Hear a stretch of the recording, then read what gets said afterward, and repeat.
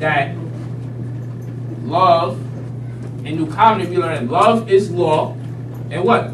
Family is business. I see y'all reading the books. Family is business. Love is law, family is business. Now people say, hey, you sound like a pimp. You saying family is business. I ain't say family is business. I said family is business. I ain't no damn pimp. I said family is business. And people say I say family is business. I'm not doing that. That's dumb. Love is law and family is business. All right? And when people say, well, everything got to be about money with you, brother, like, well, that's because everything's about money with over 180 countries thanks to the International Monetary Fund, who monetized our lives. You can't give birth to a child without money being the implication, because they create a promissory note that revolves around it, because by virtue of the fact it's called a certificate, it represents what?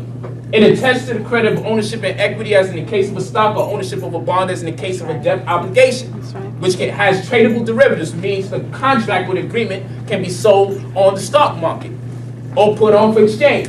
What does this mean? Anytime you see a certificate there, you wind up seeing what? This thing called the CUSIP. Committee on Uniform Securities Identification Procedure. Those red numbers. So you got a birth certificate, you got a death certificate, you got a marriage certificate, you got a divorce certificate. Doesn't matter, doesn't matter, doesn't matter. You're going to have this CUSIP on it. And if this CUSIP is on it, by virtue of the fact it's a certificate, it denotes ownership and equity, as in the case of a stock, which in this case you will be the stock, all right, or ownership of a bond in the form of a debt obligation, which has tradable derivatives, which means a contract has been created where revenue is being generated as an end result of you not being in control of your own agreements. Okay? So if you don't have a designation for birth, death, marriage, divorce, and the likes, so long as this birth certificate is there, the implication is someone is making money off of you and you're funding your own oppression. So it's not me. We in a capitalistic society, and the only way we can come up is if we learn how to use it, so then it can go on decline. We have to work our way up to see how it is at the apex. Okay. Because when we build pyramids, the pyramids have to be built from the top to the bottom down, not from the bottom to the top. That's a whole nother class. So we have to go, we have to get up here and build downwards. It doesn't work the other way around. We're going to get it from the foundation, work our way up. We don't know how high up we got to go. We got to work our way up here. And then we start reconstructing. This is deconstruction going upward. So you got analysis. And this is the analysis. And then you got catalyst. This is the catalytic approach going upward. This is the analysis going downward. When you go up there, then you can analyze everything. You see if you got an overview, as they say. You can see where everything's at. You got a newly found perspective. You say, okay, I see what we got to do. By the time we get down there, everything will be all good. We're going to work our way down there. Stop trying to work your way up. Work your way down. We're already up there. We got to get up there. You can't tell me we ain't already up there. People tell you about God. People tell you about Allah. They tell you about the pearly gates. They tell you about astrology. They tell you about the stars and the planets and this and retrograde. We're already all the way up there. The problem is we got to try to bring people back down to planet Earth. Niggas is completely out of this planet. You can't tell them nothing based on real estate, nothing based on land. Their head is all the way up there in the stars. So we got to ask them to come out for some air. Take off your astronaut mask for a minute and come down and get some atmospheric pressure. See how it feels to be on planet Earth again. Because the reason why we're not solving our problems is because we've been trying to run to other religions and theologies that take us outside the planet to escape from planet Earth's problems. But at some point or the other, you have to be physical to walk your way to the work, or you have to be physical to take care of your children, you have to be physical to pay your physical bills, to stay in your physical house or your physical apartment. So we might as well stop running from it and just deal with it, so then we can go back into sin and get back into our spirituality. Because so long as we have to come back down here and deal with these problems, it's going to be a big distraction. You're never going to really have the time to introspect, to meditate, to contemplate. You're not going to have no designation of time where you can get back into you. If you got to work 2 jobs. If you got to work 1 job and do time and a half. If you got to be over here going to school and going to work. And you got a mortgage over here, you got a car note over here, and you got this credit card bill over here. This thing is designed to keep your ideas and your notions materially engrossed. So therefore, you won't have room for spirituality because you will have to work for material things most of all your life. So the way that we conceive to get our spiritual freedom is through economic sovereignty. All right? So when we talk about Father's Day, Mother's Way, we're really talking about the dynamic of what? The Roman antics.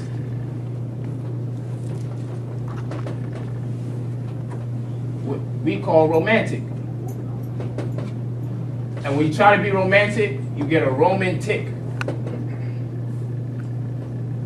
You play their games, you get a Roman tick. So romantic is Roman antics. That's the problem we deal with. We dealing with too many Roman antics. What works for other races doesn't necessarily work for us. That's right. We got to stop trying to do things like how other races have done it. Now, contrary to what people have you believe, they will have you believe, well, light confides in their system. So he's really trying to walk in the way of the white man. His system don't work.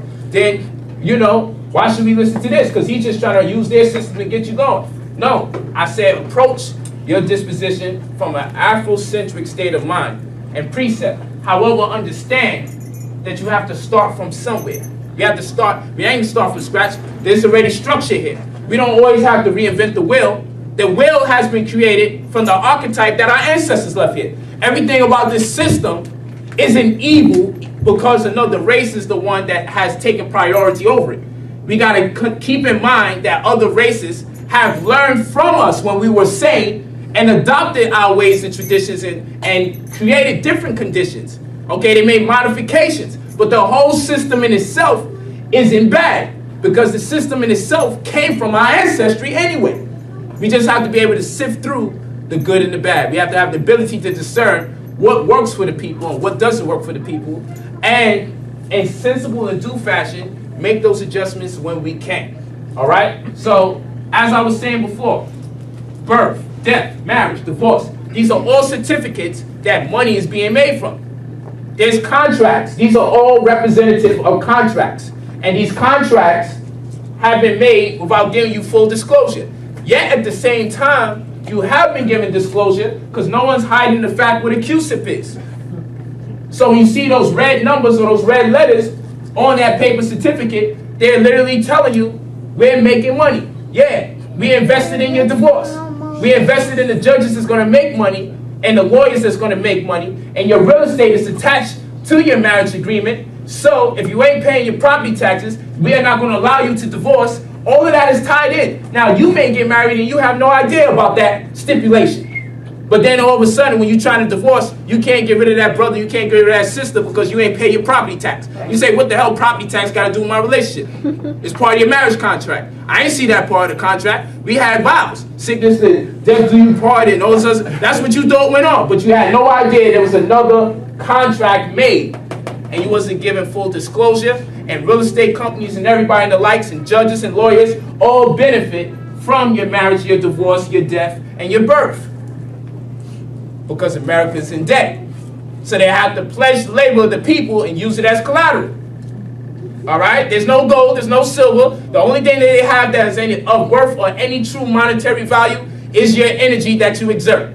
Hence the term transmit and utility, which is what people call straw man. All right? So the point being, because when I start talking, people say, well, hold on, family is business. That sounds like some pimp stuff. Well, I ain't the pimp that created the system. I'm trying to get us out from being pimped as a people. I'm not the pimp that created the system. I'm saying you can either walk with us in this direction to free ourselves or continue to complain and deal with people who haven't given you disclosure to let you know they've been pimping you the whole time. So the insurance, our insurance policy in the community has to change. The way we giving birth in the community has to change. The divorce has to change. But idealistically, this happens and should happen. It has something to do with all these other things that we discussed. Marriage has something to do with everything that I'm discussing. Marriage. Because we need to get into this and stop doing things as individuals. Some of us got this, man, I ain't dealing with the other gender, I got this. It wasn't designed like that. A group of tissues, a group of cells got together to create tissue. A group of tissues got together to create an organ. A group of organs got together, created an organ system. And those organ systems created the organism. The organism gets out there and wants to do everything by itself. Makes no sense whatsoever. Everything came together for you to play a role in life. Therefore, you're supposed to be part of a network, just like everything else networked to bring you about. So when cells become tissues and tissues become organs and organs create organ systems and organ systems precipitates the organism, you become an individual. And even in the word individual, you get what? In divide do. Inside divided by do. Inside divided by two. Higher and the lower nature. Okay? Or bass and high pitch, however you want to call it. Like that. That was the high pitch out of nowhere. So, as the cells become tissues, tissues become organs, organs, organ system, organism. Organism wants to do everything by itself. Doesn't make sense. We were designed to work together and as couples and as a family unit to be successful because we grew along with creation, primary creation. I ain't talking about secondary or tertiary. I'm talking about primary creation. So it's in our nature to work and then network. The conglomeration of successful families get together to create a system that is beneficial to everyone. And that's called macroeconomics. That's exactly what that's called. Macroeconomics. How individual things create a network in itself on a larger capacity. So you can see the macrocosmic and the microcosmic renditions of each other. Okay? Macroeconomics. A conglomeration of individual tasks or entities establishing one whole unit. You have one tree here, one tree here, one tree here. You can look at them all as different trees. But from an aerial view, we're going to call it a forest. You see what I'm saying? And then ecology has to be taken into consideration. Then it keeps going forth, so on and so forth. So when we deal with macroeconomics, the essence of black macroeconomics, never been classified before as such, but I'm doing it now. Black macroeconomics, its inception is in the way a man and a woman engage in a relationship. If that doesn't go successful, then you can kiss everything else goodbye. There's going to be no success. There's no success in having a successful woman. There's no success in having a successful man. We need a successful family. And that successful family, whether both parents are present, hopefully they are or not, that successful family network with another successful family, and in turn, we create a successful community. That's how that's supposed to work. That's macroeconomics in a nutshell. Okay? So, we find these things have to be rectified. This has to be taught. That's why common customs is so very important. Now let's go into what common customs are. And we get straight to the point on the relationship tip. Right? Common customs. What exactly is common customs? Common customs. And this is in the New Covenant lesson, number 2. Common customs is a calculative system that precipitates culture. Common customs is a calculative system that precipitates culture, that uses the process of integration and differentiation. By integration and differentiation, we are able to decipher or find the values of smaller things and factorials of those equivalents in order to get permutations. These permutations represent what? Let's write it down. Conflict, resolutions, and multiple possibilities. What does this mean? We say common customs is a calculative system that precipitates culture. We want that right there. Precipitates culture. It's a calculative system that precipitates culture. Calculative, all these are keywords. System, very key words. Calculative system that precipitates culture. This means culture doesn't happen by accident. Culture is not incidental. People sit down and analyze society from a socio-economical perspective, and they find out what it suffices to do and what it suffices not to do. Once they find where's their bread and butter, they also want to make sure people don't lose identity. You don't want people losing themselves amidst of trying to make money, because then society becomes corrupt. Some moral value there. So now you got to figure out what part of your history do we have to make sure that impression is stamped on the minds of everybody that is born into our community. That's what common custom is. Give an example. Jews always celebrate Yom Kippur. Jews make sure they get bar and bat mitzvahs. And daughter of the commandment, son of the commandment. They make sure that they observe the Holocaust. This is not by accident. They've allowed themselves to accept their leadership, and their leadership comes up with things that they make sure, you know what, we're not going to rely on our children to look up the Holocaust on their own and find certain things in particular. No, what we're going to do, they can do their own personal research, but we're going to see to it that it's mandated that this is observed every year. Therefore, their children don't walk around at loss. Their children have some sense of identity, whether they made up the story or not, whether they exaggerate or not. They're in control of their story. Right. And they make sure that every year their children are going to learn the Holocaust as they define it. They make sure that their children are going to be held accountable for their actions at the age of 13. Daughter of the commandments, son of the commandments. Anytime 13 extended, their children understand that you no longer have God's grace in the same capacity as a baby. From the time you're age 13 as a young woman or age 13 as a man, you're going to get a rites of passage that represents the fact that this is a pivotal point in your life. And your designation is this. You no longer are a baby. Prepare yourself to be an adult.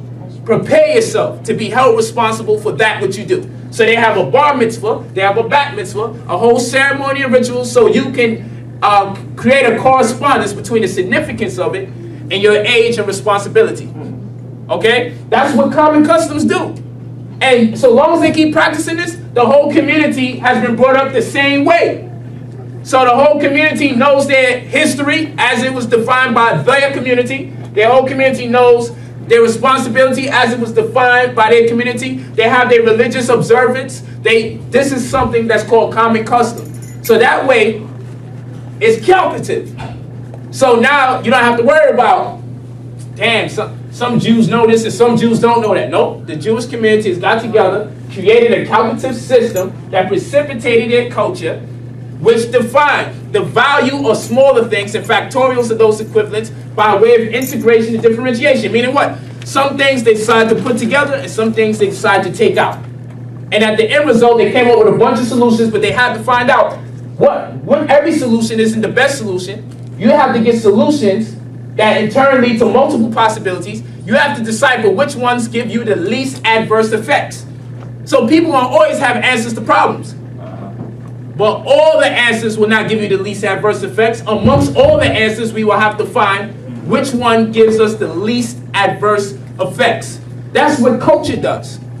Because once you find out this is the bread and butter, and this works every time, the children come out the best all the time under these constraints. Doesn't mean the system is perfect. This means this is the best outcome that we keep getting every time we try it this way. Stamp it into your culture, it passes, and now we keep moving forward. Now what's throwing off the culture is what's called civil practice. That's what's throwing off culture, civil practice. Civil practice. The money aspect is throwing off the morality. So when you see that happens, what have other religious cultures and communities done? They made modifications in their common customs to accommodate for certain civil practices. They didn't disassociate the two from each other. They didn't establish a dichotomy amongst their spirituality and their commercial aspects of pretense and endeavors. They found ways to integrate, through process of integration, they found ways to integrate civil practice into their common customs. So now what you're going to have is the Jewish community saying at age 15, you're going to have a kiddie roth. You're going to have to make sure at the lowest age, y'all definitely have at least 4 different types of accounts, one of which being a kiddie roth, a retirement plan for children, that children can get as 8 years old, 9 years old, 10 years old. So what they did, they've adopted civil practice into common customs, they've integrated that which transpires in society on a commercial scale that has this implication in the future of the children that are born, providing they have very low cognition of what's going on economic-wise. They say, no, we can't afford to have our children born into a world and not understand the money, because they'll be displaced. So they said, well, we ain't giving up our culture. What we're going to do is adopt this to our culture and now make a modification in common customs and incorporate this civil practice that will diffuse the detriments or the potentiality of the detrimental aspects of living in a capitalistic society. So therefore, they still don't have to lose sight of who and what they are culturally, and they'll be able to maintain their stride as an individual in society when they become adults. That's the way we got to deal with this. We can't separate the two. We talk about money. Oh, nah, brother, the alignment's coming. You know, Jesus coming. Oh, no, brother. We can't do that. We got to combine it. We got to first establish common customs, because that precipitates culture. It's a calculative system. Culture doesn't happen by accident. People don't just start cutting the foreskin over penises. It don't work like that. Okay? People, there's a reason why people start cutting the foreskin. And there's a symbolism that comes to it. And it represents something, so a lesson can be taught at the same breath, so you'll have an understanding of who and what you are and how your people think. We are not sure who and what we are and how we think and what's our name and what's our status, what's our nationality. There's a lot of question marks in our community. That's right. A lot of gray areas, as they would call it. You don't want a gray aura. That's where I believe gray area comes from. But whether that's the case or not, you don't want them gray areas. You don't want question marks galore. So what's your nationality? Don't know. So what's your legal disposition? Don't have one. Okay. So what do you practice every year? You black. What do black people practice every year? Depends what community you in. Depends what state of mind. These are not good answers. It's not good answers. Because then no one's afraid to impose their will on you as a black man, because you are not identified or associated with any other group of black people. So then we gotta ask, does black even have a status? No. No. Is there anything that when people say black, it strikes fear? I know you say homosexual, you're like, I don't want to smack shit out of this homosexual because I'm gonna get hit with a hate crime. You already know it. You're like, I'm gonna smack the hell out of another brother. Ain't gonna be no hate crime. And that's how we treat each other. See a homosexual, see a pale Jew, see a black man. If I was gonna attack anyone, I'd attack a black man. Right. There's less implication. He don't have no status. He don't have no nationality. So there's no regard for the implications of my actions because there is none. That's right. It's gonna be a standard crime. And that's it. It may not even be considered a crime. Niggas kill each other for what we can. Just don't make it bloody because then we have to do paperwork. That's always gonna be the attitude. So like we gotta orientate ourselves in such a way that it resonates with the world community and say that group of black people, if you shoot one of them down or gun them down, they'll mess around and stop buying sneakers and then there we go, we won't make no money. Gotta have some kind of political incentive that fuels your community so people think twice before they impose their will upon you. But that only comes with unity and cooperation. And that is precipitated by way of culture. Culture is precipitated by way of having a calculative system, which is called common customs. Common customs. That's what we need. Common customs. Sit here and say, you know what? From now on, this is how the community got to roll. This is what we're going to agree to do from here on. Now, who came up with it? No. Does it make sense? If it makes sense, you go with it. Don't like it, put a vote in. Stay in the community, put a vote in. Let's make accommodations and make modifications. But don't think that you're doing your part by just merely disagreeing. Doesn't work like that. We'll be stuck here in this position. It's time to collectively agree. That's what we need. That makes sense. Because right now, when you go into a culture, you don't. Well, I don't like that part of Islam. Nigga, you're Islamic or you're not Islamic. You're Christian or you're not Christian. You're not gonna go in there and change the culture. Right. You're gonna have to practice it as such. Or people, you're gonna get the boot. You better hope more power to you. Hopefully, you come up with something that works. But the Mormons control almost anything. Almost 80% of canned foods. And they got like 90% of Utah locked down. That's right. And polygamy is against the law, but not when you're a Mormon. Right. That's right. They took those necessary steps as a community. And Scientology is hard body.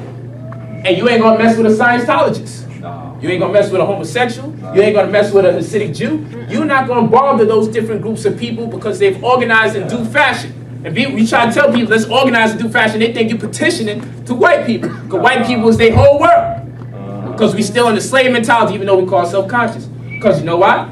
When a slave eats, how does a slave eat? The master gives the slave food. When a slave gets some time to come out the house, how does the slave get out the house? The master says it's okay to come out the house.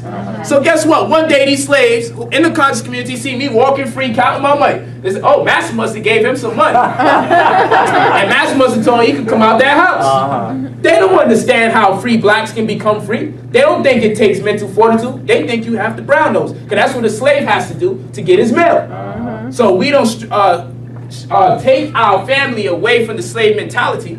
They're going to think we all cross over Negroes, walking around, they see us counting our money, living in our houses. They say, you see, they ain't black. Because we ain't struggling. Right. That's what it's become. If you ain't struggling, then you ain't black. And if you're successful, you must be Illuminati. This is the mentality that people have now. You're right about that. But we're going to see the rapings, we're going to see the castration pictures and everything. We need to know that in our history. We need to adopt the common custom so we don't oversaturate the black literature and dissertations with that information, because we got all of that negativity we're projecting, but there ain't no pictures of positive black people that we accept. That's right. We don't accept nobody that's positive that's alive. Gotta be dead. Then we gonna give them credit. Khalid Muhammad was alive, and then those Negroes that support him now was in his community. They was alive then. But when he died, everybody became Khalid Muhammad. But when Khalid Muhammad was alive and actually organizing, effectively, he was effectively organizing. You got to give him that, whether you agree with him or not. He actually was organizing. He was about something. None of them brothers was down with him. Brother died, and everybody became Khalid Muhammad. Kill the cracker, and you ain't even pick up his vocabulary at least. He has a cachet of words that he used to throw on people when they thought they was deep. Khalid Muhammad would pull out some vocabulary words and bust your behind with that, man.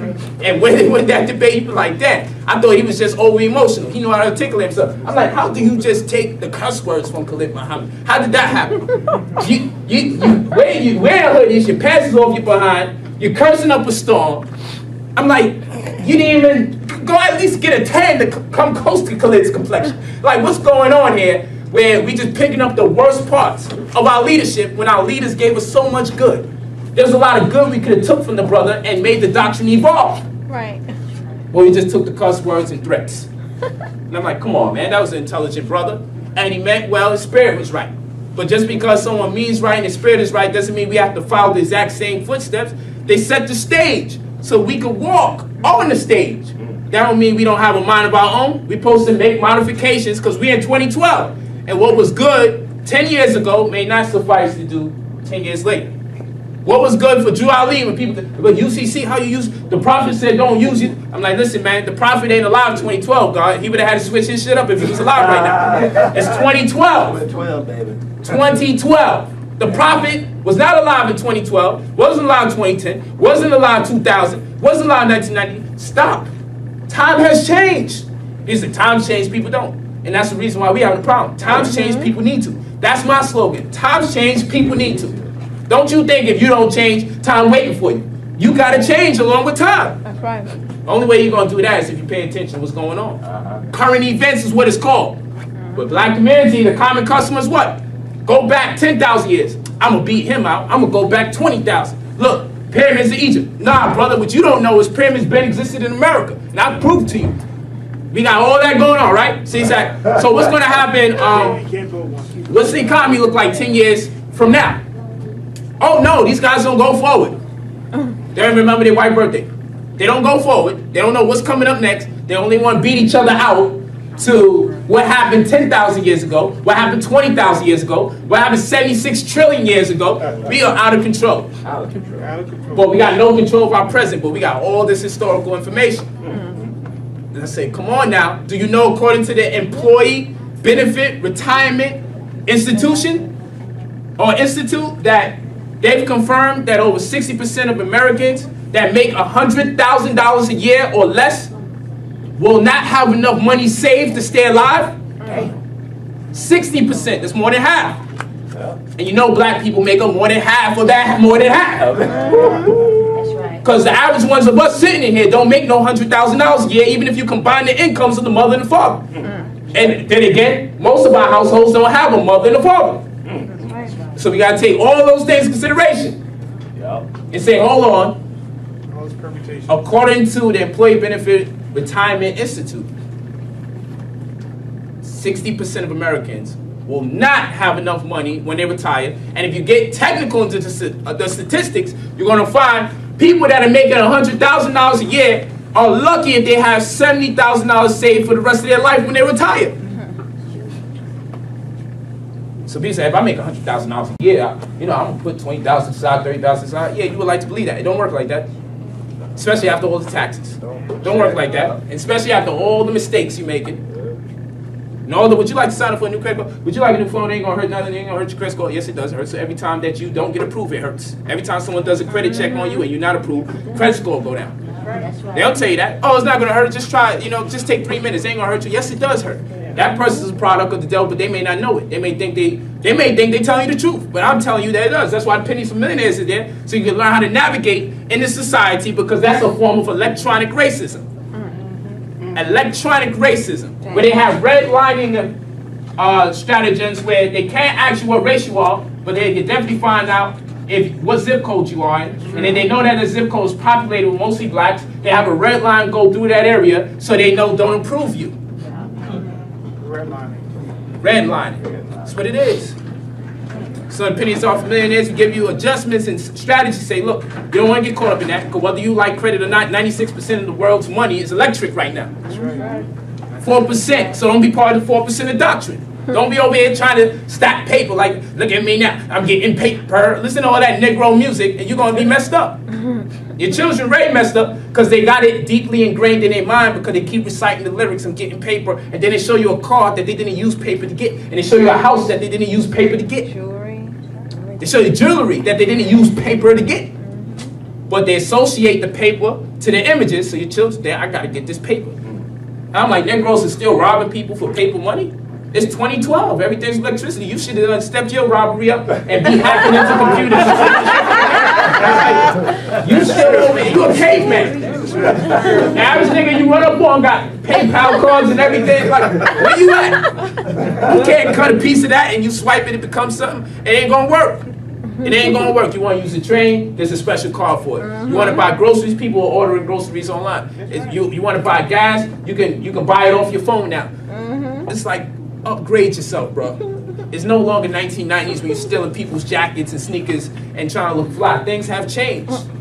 Things have changed. And if we don't adapt to the change, we're gonna have a serious problem. We'll have a serious problem. So we got what common customs are, right? Common customs, a calculus system that precipitates culture by process of differentiation and integration.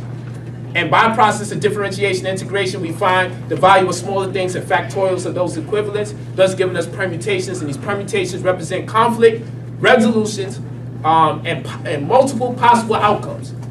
Okay? And then with those outcomes or those results, after we do the analytics, we're supposed to put them to task in real life scenarios, or even try to employ them in real life scenarios and find out which ones gives us the least adverse effects.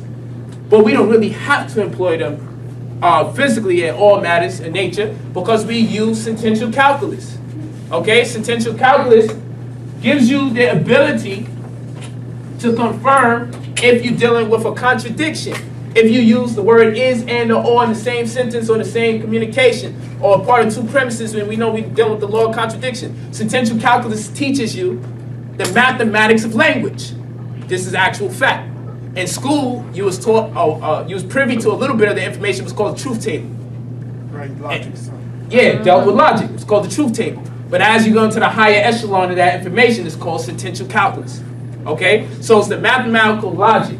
It's mathematical logic and how we approach circumstances. And in doing so, we're able to confirm what it suffices to do and what it doesn't suffice to do in the community. So for instance, you might have something like this. You might have, just as an example, you might have P implies Q, and Q implies P.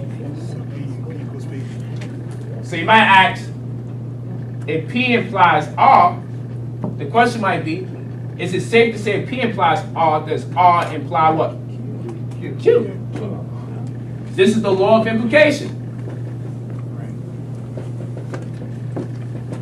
The law of implication. But does this mean this is always going to be right? No. If it's always right all the time, it's going to be called the law of double implication reversal. It's mathematics. So this is the law of implication. The law of double implication reversal will look like this. This would tell us it's going to be right all the time. So we plug in different factors, and let's see what we're talking about. Let's make P stand for warm-blooded mammals. Let's make Q stand for dogs. Okay? So let's put dogs, warm-blooded, and let's put let's put R as mammals. If we did this, this would turn into this. So we're gonna put warm-blooded, dog, and mammals. We're gonna go into that soon. We're gonna move this right now. Now let's take this. Let's say this is the Knicks. Let's say this is the Bulls. Let's say the Knicks beat the Bulls. So most people logic would be, hey, if the Knicks beat the Bulls, let's say the Bulls now, let's say the Bulls is Q. Let's say the Bulls beats the Heat. Let's say the Bulls beat the Heat. Let's make the Heat R.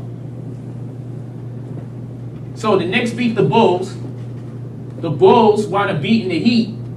So the logic would be, since the Knicks beat the Bulls and the Bulls beat the Heat, it's safe to conclude that the Knicks can beat the Heat. That's a conclusion many of us would make. But that's erroneous. It doesn't necessarily make sense.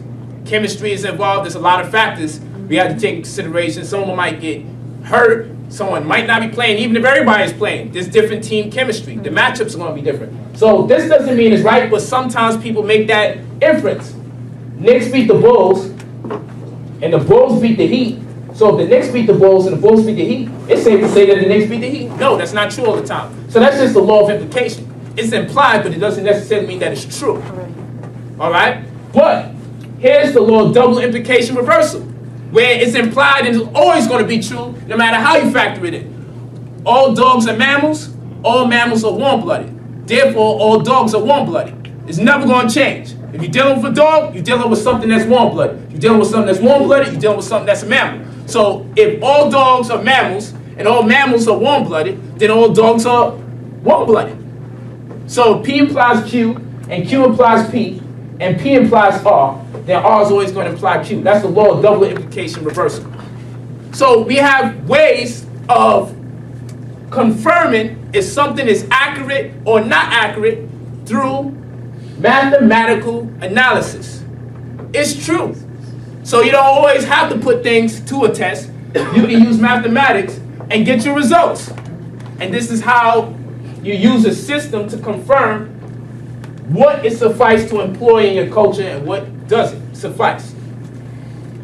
All right? So when people say the answer is, in terms of our people's situation right now, our people are suffering from poverty. But let's get specific. Poor education. Child neglect. Let's even go there. Molestation. We don't like talking about it in our community. What is happening? People molesting their children. We like to say black people are innocent all the damn time. Well, it's poverty. It's poor education. What? We don't want to talk about it. Domestic violence. So after everything that I just said, right? After everything I just said, you ask a brother, so what's the solution? We gotta kill the crack.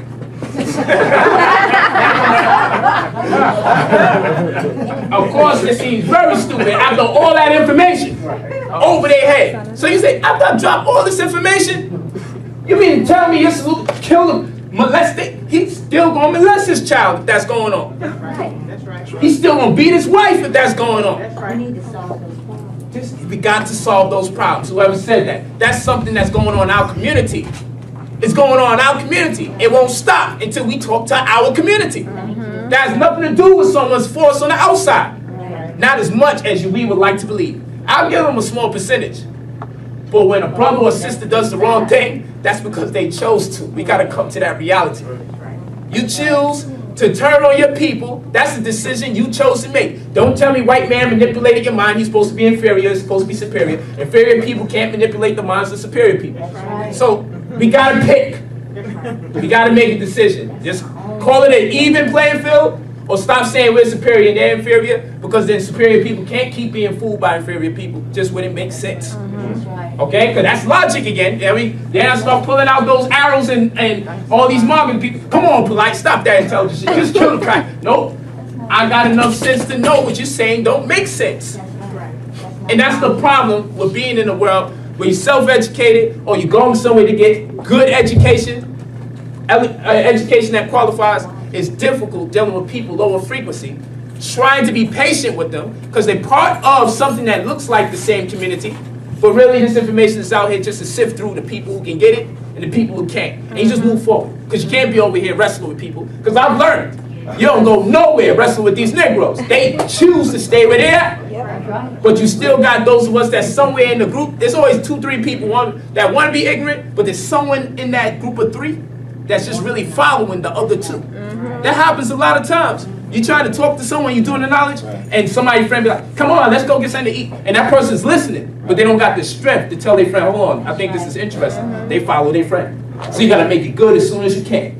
And hopefully someone else, like it to yourself, they bump into at the chicken spot so they can go, hit them up with some information, because their friends are going to take them off the path. And I try to explain to my children all the time, be careful when you get older, because every time someone has some constructive advice for you, you're going to know who's your friend and who's not your friend by when they try to pull you away from that constructive advice to do something lower frequency.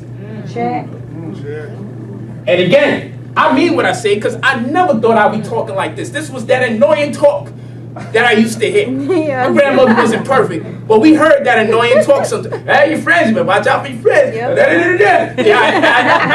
Grandma, come in the house with a friend of mine. Oh, he can't come in. I'm like, what's your problem? You didn't even know him yet. I don't feel the energy. I'm like, the energy? He said, you drink beer. You ain't spiritual. I got to keep my friend out the house.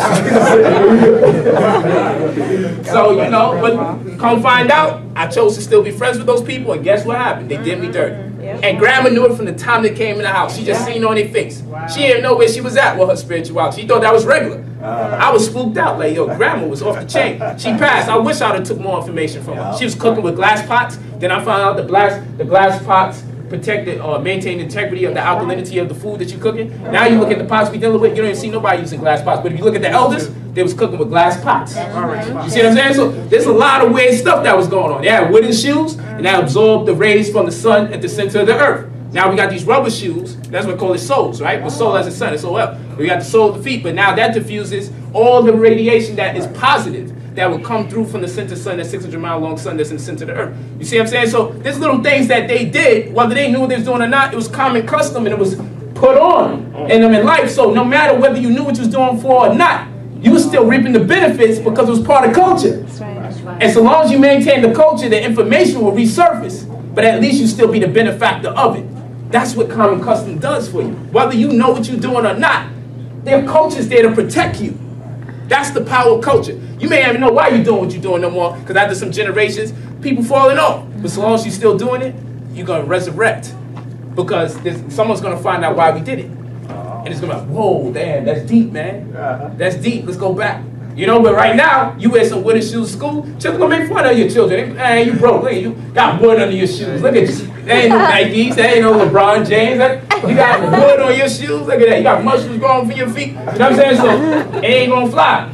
But when you got culture, you don't give a hell. Because you know what you're doing makes sense, and they won't they won't stand the test of time. That's right. Culture protects us. Your children got to be more proud of their culture than they are of their clothes. That's what we got to get back into. More proud of culture than we are of our clothes. So, culture and music. You listen to the music, you see what direction we going in. Everybody's complaining about what? Relationship. Because it's sex. I don't trust these chicks. I don't trust these hoes. I don't trust these niggas. So you hear all that other stuff. You call Tyrone. Call him. You hear all this music. I bust the windows out your car. You hear all this confusion. And you realize, you know what? We have a real dysfunction in relationships. Music always tells you where the problem's at. Because your children are the ones making it. And what else? The money. Everybody's trying to get money, get money, get money. So what that tells you, if the music is super saturated and talking about getting money, that means that people don't have it. The more they talk about it, the less they have it. The more relationship they talk about how much women they get, that means that was how much women were rejecting them. And all these brothers come out, yeah, I stay with women here, I stay with women here. That just means that was a brother who had hell trying to get women. So now he's out there, he going nuts. I got women here, women here. It's all reverse psychology. So you start getting money, you never had money. So that's the only thing you can talk about. You're overwhelmed at the possibilities that you have because you was broke. And they purposely picked you up because you was broke. So you can come in with no information and encourage other people to stay broke. Because you know as well that you are not still selling drugs with the nice little smart water deals and everything that you got. You know you're not selling no drugs. Jay-Z could talk about smuggling drugs under the planet Earth and digging tunnels under you, but he know he's not doing that on his off time. He's making enough money. He don't have to sell no drugs. The man is old enough to be someone's grandfather, almost great-grandfather in these days and times. And he's over here still talking about selling drugs. So if your grandparents are talking about selling drugs, what does that lead to children? We got to think about it. Puff Daddy's still rapping. Jay-Z's still rapping. Not saying you can't rap when you get older, but I'm saying if these people are 40 and 50 years old still rapping about selling drugs, then the people that are following them are also 40, 50 years old. And this means that there's children under them listening to their grandparents that listen to Negroes that talk about selling drugs. So our grandparents have lost their mind. We don't have nobody to fend for us when we're younger. So like this is why they keep old Negroes in the game, talking crazy. Because so long as old Negroes in the game, the old Negroes that keep up with them on Twitter and Facebook, they're going to stay on that frequency, and then they're not going to be available or of much use to the younger generation with that kind of information in their brain. So you got poverty, poor education, child neglect, molestation, domestic violence. These are all things we're struggling with in our community. And when we ask for a solution, no, kill the cracker is not going to solve these problems. Because we have to learn how to manage money. You're not going to all of a sudden have a degree in finance once crackers are gone. It's just not going to happen. You're just not going to become brilliant and know how to manage your money when white people die. That's not going to happen. You might as well start practicing how to be in position so when you get it, you don't lose it again. That's what this is about. Start practicing being in the role that you play on. Start practicing playing the role that you were designed to play. Because you have dominant genes, so you was granted dominion of the planet Earth. When people have recessive genes, then they put you in a recession. That's how nature would have it. Recessive people put you in a recession. Dominant people are granted dominion over planet Earth. So we got to get back into a dominating role. But that doesn't mean we have to deny or deprive people of civil rights and liberties. That is not how we roll. We know there's enough space on planet Earth for everybody to have rulership. But no other race should be allowed to impose their will or their space on other races, and every race should have the right to be left to their own vices. That's what this is all about. You should be left with your right to practice culture anywhere that you want on planet Earth. There's enough space on the planet. Don't nobody have to be in your business as a race or as a collective because there's enough space on planet Earth. If you just drive enough state to state, you'll see a bunch of green land available. And you'll know poverty doesn't even have to exist. We're dealing with a messed up system here. There's no reason for people to not have a place to live. None. And that food doesn't even have to cost that much, plain places to grow it. Okay? So the opportunity is vast. It doesn't mean that it's easy to get it, but we can't be in a state of mind that is so difficult when someone's working against us. We ain't never gonna get nothing with that mentality. Right. We just gotta know, yo, we got everything that we need. I know we got everything we need. Every time I see a long sneaker line and people stay up all night while it's raining, wake up in the morning, fight each other to see who's the one that's going to give the so-called devil most of their money. They're fighting. No, I'm going to get that white man my money. No, I'm going to get that white man my money. Let me get them sneakers first. So that's the mentality. Yo, we got everything we need. We got everything. All we just got to do is redirect those energies. Reallocate those energies and find a filter for those energies so we can make them applicable, make these activities applicable in our life. So poverty, poor education, child neglect, molestation, domestic violence, and a whole lot of other things have issues in our community, and all these can be solved if we deal with each other immediately. All of them can be solved. But we need what? When you don't have common customs, it generates criminality. You know why? Because people are at loss, so there's no reason to be proud. If it's not part of our common custom to study specific aspects of history, we're going to have to rely on someone else to tell us our history. So when our children go to school, they think history begins and ends with slavery. Our story starts with slavery. No, it ain't no we built the pyramids, not like that. That's the complexity when you're not responsible for schooling your children. You're subject and at the discretion of other people's will and what they believe is necessary for you to learn. So you go to school and you learn about slavery. Then you finally come out of that and you get into the civil rights movement, and every time someone's black, great, and famous and doing the right thing, they get shot in their chest, shot in their head. Get locked up, Mandela, Malcolm X, Martin Luther King, Shirley Chisholm, someone tried to stab her. She knew she wasn't going to run for, she knew she wasn't going to win the presidency. She just went to all the poorest, lower income schools to make sure that she petitioned to them to let them know that they have ambition and hope. All that is flop. Okay? Who's old girl? Old girl with the, came up with the relaxer. And she had a dream that, and the angels came to her. Huh? Madam C.J. Walker. She had a dream, and these two guys came to her and let her know straighten the hair makes you look beautiful now. She felt that now every black woman has the right to be beautiful now that she straightened her hair and all this other stuff. Yeah, make her one of our best leaders in history. We learned about her. I remember that story in school when I was confused as hell. You know what I'm saying? I wasn't super conscious, but again, I was brought up on some knowledge itself. So I found it very interesting that now she felt that black women had the opportunity to be just as beautiful, quote unquote, now that their hair could be straight. And that's it. And this is part of the school curriculum. Now, you know damn well we have the school curriculum. That part would be omitted. Maybe we might have looked at her as a businesswoman and came out with something, made some money. But outside of that, she wasn't going to really get too much light in our black studies. We know that. But when you at the discretion of someone else's studies, this is the kind of stuff that we learning for Black History Month. Because that's what I learned. How proud she felt that black women can be equally as beautiful. This is what I learned when we opened up our black studies book with Martin Luther King and Malcolm X. I learned this in school in 5th grade, never forgot it. I try to forget her name sometimes because I just discussed it with the story, but I'm not knocking her as a black woman. I understand the time she was in, and I respect her business and work ethic. That's how we gotta be. We can't knock people all the time. We just gotta take what's the most beautiful, most profound part of that information and embrace her still, because she's our family. So I'm not talking about saying anything derogatory or negative to her. She may not have been brought up on this conscious information or knowledge herself to realize how destructive that information is when they quote her, and now it's being used to teach our children in the school system. Okay, so I don't hold nobody's ignorance against her. And I still appreciate what it is as she stamped the impression as a black woman in the universe, because we can't be biased. And black greatness is black greatness, whether I agree with it or not, and how people got there. Okay, so I love and embrace Obama. Whether he's down with Illuminati or not, I'm not really in his business. I'm not in his bedroom. I don't know what the hell he does during the day. He might have had good intention, became president, found out a bunch of secrets, and got stressed out. I don't know. But I know most people have good intent when they get somewhere, and then they find out it ain't where they crack up to be. I don't know. And I know he's not in charge of everything that he gets blamed for. I have enough sense to know that. He's just a black face that you can point the blame at. Yep. But I know he gets orders from somewhere else. He's just an acting CEO of a corporation that we call America, which is a 501c3 that is registered in the jurisdiction known by the misnomer Delaware that has an executive branch in New York City. That's what we know. Article 1, Section 8, Clause 17, United States Constitution let us know that this is the United States of America. All capital letters used to be United States for America, lowercase, when it wasn't a business. So we got enough knowledge to know he's just an acting CEO of a corporation purporting to be a country in this de facto system acting under color of law. We're paying attention. Once you start paying attention, you don't get emotional about these things. You don't get upset. You understand it for what it is. And you can keep moving forward. People say, why everything you're talking about is money? Because the country that you live in is a corporation. That's why I'm talking about money. So if you want to sting a corporation, you go at a corporation different than you go at a nation. You go at a corporation different than you go at a country. You have a country way you deal with diffusing the detriments and hardships that a country imposes on you.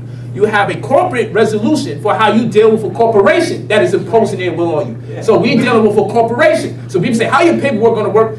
And you say that these statutes and these codes are going to help you out when we learn this in the new covenant. Because if they're a corporation, then they have to answer to somebody. Because they have to follow corporate laws. Okay? So they're making you take on the fiduciary responsibility of the Secretary of Treasury when you're filing income tax and things of that nature. I don't tell people live like a hermit. I don't tell you throw your passport and everything in the water and now you living in somebody's basement, you can't get out, you can't drive no car. I don't believe in none of that. I'm not involved with none of that fanatical crazy talk. I'm not into the drive with a diplomatic place, but you got no land and you still live in the projects. I'm not into none of that concept. However, the fact remains we're dealing with a country that is not really a country, but it's really a corporation. And so long as they're a corporation, corporations have corporate laws and they have to answer to someone else. And you can't get away with not answering to someone else You can't get away with violating those corporate laws because other corporations would do the same. Right. So the title codes are there to protect you. But you got to know about it. You got to have cognition of these things. Because all you're doing is snitching. Well, America has just stepped out of bounds. They are a corporation. And look what they're trying to do. Do you want other corporations to pick this up and start defying you? You go to America Boss and say, look at this. They're playing themselves again. That's what you do. Yeah, okay. But ignorance of the law is no excuse. Some people say, how is this going to work? The white man going to do anything? Stop calling it the white man. That's when you're messing up. You're calling it the white man all the time. It's not the white man. That's not what we're dealing with. We're not dealing with the white man. We're dealing with corporations that have people of all races oppressing their own race. Chinese had got in to oppress Chinese people. Japanese had got in to oppress Japanese people. People of all races, black people got in and oppressed black people for what they can get from it. It's a bloodline. So that's why you come in, you have sex with somebody, now you're part of the family. That's how it works. So now they got people with different modes. Look like they're black, look like they're Hindu, look like they're Chinese, and they're all down with this debauchery. It is not the white man. It is not. It's a combination of people of all races that's down with this capitalistic, tyrannical, fascist state that's imposing their will on everyone. That's what we're dealing with here. Everyone has joined in on this and mixed their seed in, so we wouldn't be able to tell who our enemy is. So your enemy come right in your community looking like you and telling you, hey, it's the white man, and it's really them. Yeah. That's what they do. So we can't be limited to that, the white man business no more. They're mixing in with people. They're mixing in. Obama's related to the Dick Cheney. And Bushes. And Bush. I mean, you name one, all of them related to each other. So you name one, they all related. You say British Parliament, you say whatever you want to say, they all related. Yeah, he's black, but whose family is he part of? That's the question. Not the white man, whose family? That's what we need to ask. Because no longer about the white man. Because he's learned how to disguise himself. Throughout history, we learn. He come into your culture, he has sex with you, he learned your language, he worked his way up. Then next thing you know, he says, hey, I'm 20% Taino. Hey, I'm 30% African American. Hey, he mixes in with you, he adopts your culture and your DNA, and now you can't make a differentiation between him and the original people. Because he has sex with everyone. And if you won't have sex with him, he'll rape you. So you can't even tell who's who on the planet Earth. You can't deal with the complexion no more. Because your own people are those people because it's a matter of blood. It's not a matter of complexion. It's a blood thing, not complexion. Okay? So we're dealing with a blood issue right now. All right? So we got common customs. Poverty, poor education, child molestation, domestic violence, and things of that nature. These are all problems that we have in the community. Common customs precipitates culture. We went through all of this. Civil practice. So we give an example of some common customs. And again, when we say civil practice, we're just talking about the fact that you have other races saying, at this time, we're going to make sure we teach you about money. At this time, we're going to teach you how to invest your first dollar. This is part of their common customs. Yet it's a civil practice that they made modifications into their common custom to practice it just like they practice the rest of their religious attributes. Just like they execute the rest of their religious trades. This is what they do.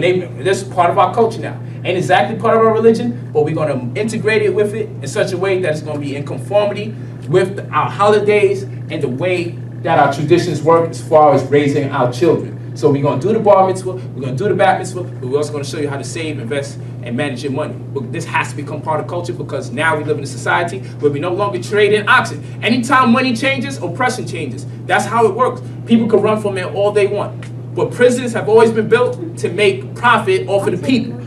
Every school education system has always been manipulated to make a profit off the people. Anytime it gets out of control with money, you can find out how they execute their oppression. All right? So the government controls the school system. Don't believe it? Just check the abolition of the Board of Education Act and the No Child Left Behind Act. You'll find that the government controls the curriculum of the schools, or they also created scenarios where schools would pretty much decide to compromise the integrity of their curriculum to get more government funding by simply passing children on. Why is that important? Because again, we go back and we remember that America is actually a corporation. Then we know that a corporation is in control of the schools. And if a corporation is in control of the schools, there's a monetary value to using people's ignorance as a barometer. Okay, so we understand If I'm a corporation and I take over the schools, I'm going to teach everyone to be employees or employers. Right. You see what I'm saying? We're going to teach everyone how to get a job, not how to create your own. If the corporation runs the schools, we're going to create a bunch of workers. That's the mentality we're going to produce. So it's no coincidence that 80% of the richest people in the world didn't even finish high school. That means there's a correlation between people staying in school becoming workers and people dropping out becoming bosses.